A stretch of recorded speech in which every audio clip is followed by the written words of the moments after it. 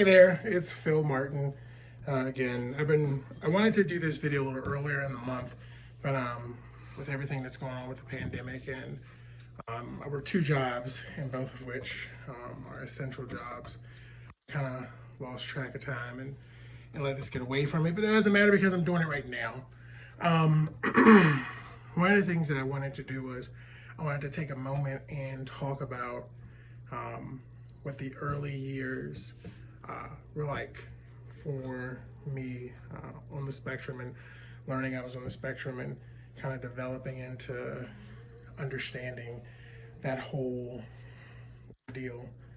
Um, so, uh, as far back as I can remember, going back to when I was in Catholic school in Washington, D.C., which my sister attended to. My sister is a little bit older than I am. And so we both attended the same school. I was in the lower grades, and she was in the higher or in the middle school grades. But anyway, uh, every day on the way to school, or no, early that every morning, getting ready for school was a little bit terrifying because I would always get anxious. I would always get scared. I would always have this sick feeling in my stomach. I always would end up throwing up most mornings at the thought of having to go to school. And school was the most interaction I had for a lot of my elementary school years because I was in the house. I went outside and rode bikes every now and again. I had about two friends in the neighborhood, and if it wasn't them, then I wasn't going to be a part of it. But I would get this sick feeling in the pit of my stomach, and I just would hate it. I didn't want to go there. So we would get there, and I remember just crying in the car every morning. I would cry for my mom not to send me in there, and for me to stay with her. And of course, her being the amazing mom she wasn't having it. So I had to go in there, and usually one of the sisters had to meet me in the hallway, and they had to hold my hand as we walked in class. And yeah, because of my early morning anxiety and sickness, I was usually late for school, so everyone was already there. So that was a big issue. There was having to go into a classroom that was already full of students. I'd never really been on time for school, so I didn't know what it was like to get there before the students. So I was always nervous about being there or walking in with a classroom full of students. Um, Sneezing in the background, it's weird, but anyway, uh, yeah. So that lasted. Um, it just got more severe, more severe, more severe. By elementary school, um, where you should have noticed there was a problem, and it got overlooked and got deemed um, that it was laziness on my part for not applying myself like I should. So one of the things that scared me the most, still does to this day, is buses. I have a hard time getting on buses, which is actually quite interesting because I love transit, I love trains, I love buses, I love that type of stuff. So it's interesting to think about the fact that I have a hard time getting onto buses. So elementary school, we changed schools, and I was going to a school that was in my school district, and it required me to have to get on the bus in the front. Like most buses, you get on the front, everyone's facing you. That was a hard thing to do. It was a hard thing to walk on the school bus, and everyone is looking at me, and it feels like attention's on me, and I just get really overwhelmed and panicked. So the first time I felt the worst was PE, physical education. We all had to do stuff individually. I don't remember what it was, but we all had to do stuff individually in front of everybody else. My PE teacher, Mr. Carney, Jay Carney. I don't know if I'm not supposed to use names or not, but Jay Carney, he was a real, okay, cat, a real you know, American guy, like sports.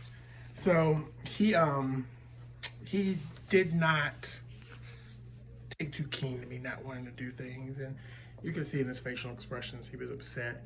I remember going in the school bathroom and throwing up everywhere because, of course, kids can't aim throw up. Like as a child, you feel like you gotta throw up, you're gonna do it wherever you are. Doesn't matter. White carpet, boom, done. But I went to the bathroom, I threw up, because I was so anxious, I was so nervous, I was so scared that I had disappointed him. And so the next time it happened was I had a teacher. I won't say her name.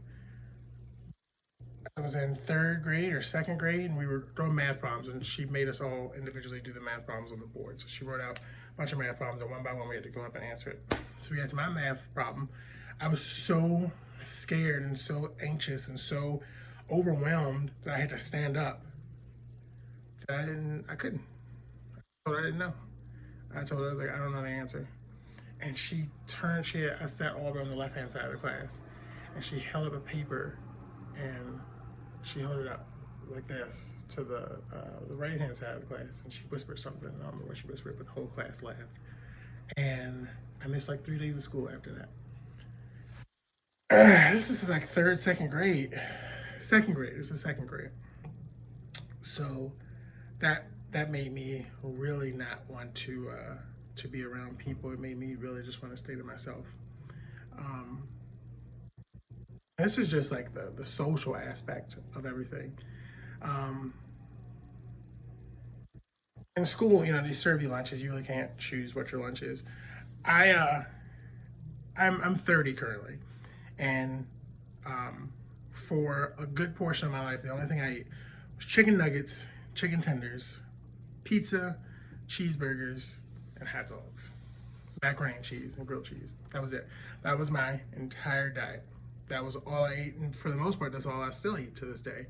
Um, it took me getting older and being introduced to different cultures and different people and who try to introduce new foods into my life for me to start taking in new food textures, um, introducing that into my diet, which I'm not a big fan of. So the easy way out for me was always just to say I was allergic to a food if I didn't want to eat it.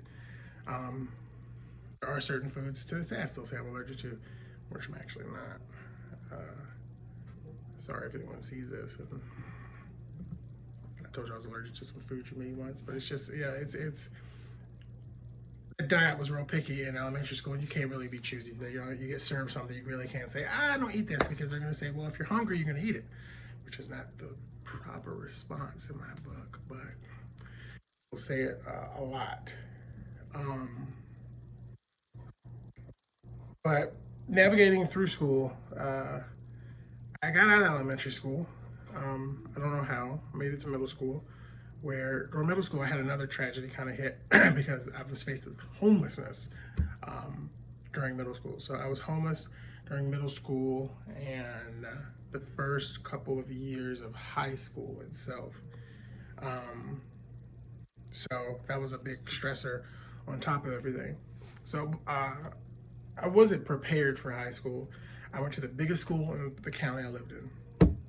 It was huge. It had no windows. A little weird, but it was huge. And um, that was where things went incredibly downhill.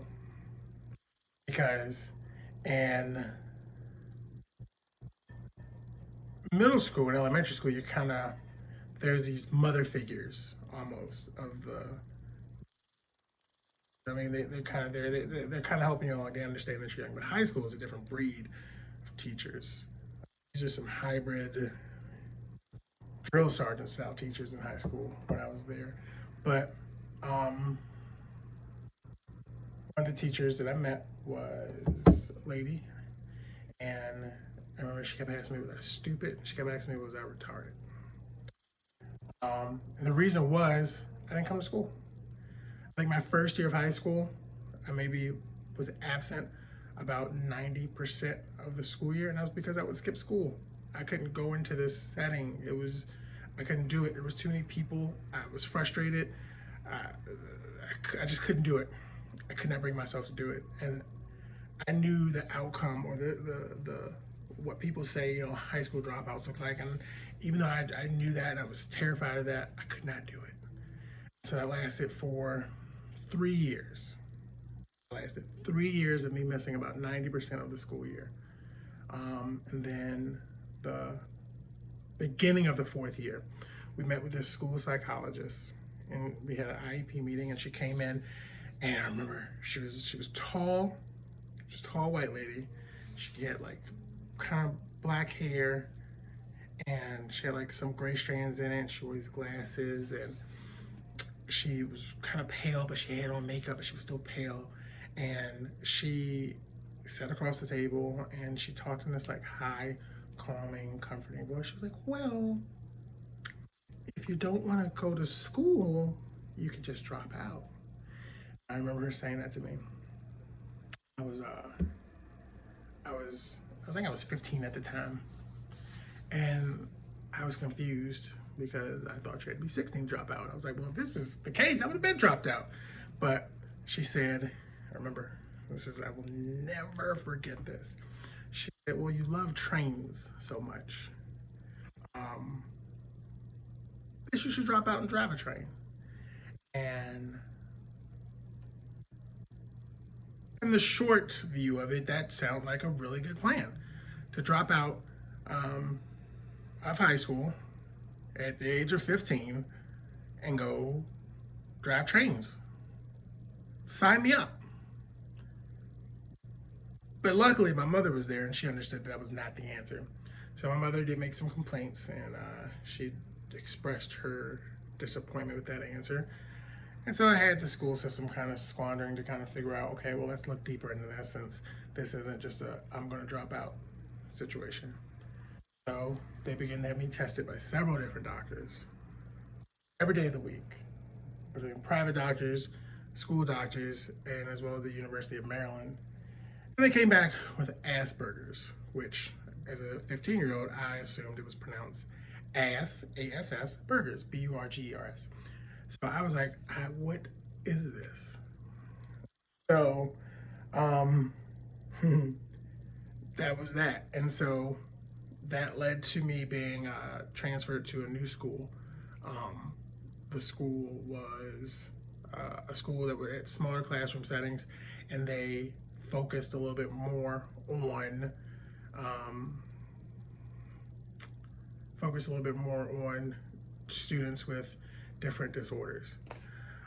So the first day of that school, the principal had to come outside and literally peel me out of the car and get me inside. And it happened for a couple of days. I wasn't used to being there. I walked in and I saw some of the students, and I was like, don't belong here. Like, because I was a high functioning person on the spectrum, and this was school with a lot of people who weren't high functioning, and I was just looking around. I was like, this is not for me. This isn't no, no. So it made me scared to be in that setting. It terrified me to be in that setting. But I was able to go in, and keep on. This is now the end of what would have been my fourth year. So I went in and help with that school. We knocked it out. And during that time there, I did have an amazing social worker. Her name was Corey Chase, and she's an amazing photographer as well. But she was probably one of the best people in my life. And yeah, when you talk about kindness and autism, I think about Corey Chase because she treated me like I was her own child. You know what I mean? Like she talked me through liking girls for the first time. I'm serious. Like she talked me through buying my first Valentine's Day gift.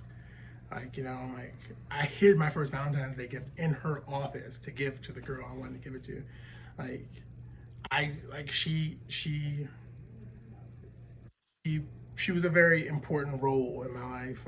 She was very important in helping me understand exactly what Asperger's and autism was because I did not know. You know, I didn't have a computer at home. I couldn't Google it. Classroom computers were limited to educational material, so I couldn't hop on and try to figure out what this was. And also, I was a teenager, so I really wasn't thinking about what it was. But I knew there was something. So she played a really big part. Um, like she's the person I'm gonna remember for the rest of my life, 100%, as being one of those people that kind of helped with the mold of who I am today. But yeah, so that's where that was that was the where it started into high school. And I know it doesn't sound really um word or what I'm about to say, but autistic like, because a lot of kids go through what I just explained, but there's a lot more to it that I didn't learn about myself until I was an adult. There's a lot of things that I ignored, overlooked, and didn't really pay attention to until I became an adult. So, over throughout the month, I'm going to put out some videos just basically talking about my experience. But the most important thing to remember is that my experience is different than probably anybody else's experience. You meet one person on the autism spectrum, you've met one person on the autism spectrum. Um, you know, I've always been open to talking about my life on the spectrum and how I navigated it. And I always see parents who are frustrated and they'll say, well, what about my son who's nonverbal? Or what about this person who is on the lower end of the spectrum? And I don't mean any disrespect to those people that say that, but you very well could take this opportunity on your own and talk to people. You can post it on YouTube. You can send it to different autism awareness groups. You can post it on Facebook, post it on Instagram, post it on Twitter, and you could talk about your experience dealing with that. And will touch somebody else because I guarantee you there's another parent out there dealing with it and you'll speak to them. So no one asked me to do this video. This is just my way of trying to bring awareness to autism this month and talk about what I went through because there might be somebody else out there that might be going through the same thing that I'm going through, and me talking about how I navigate it could kind of give them a little bit of hope. So instead of saying negative things because someone that's high on the spectrum is the one in the video, do something. Put yourself in that narrative. Add yourself into that and be a part of the awareness. But anyway, so yeah, so I hope you guys took something away from this 17-minute long video. Um, I'm always open to messages, to emails, to everything. My Instagram handle is Phil, HIL Martin, MARTIN. And I don't get to DMs fast, but I do get to them eventually. So I'm always open to hear things. I'm always open to talk.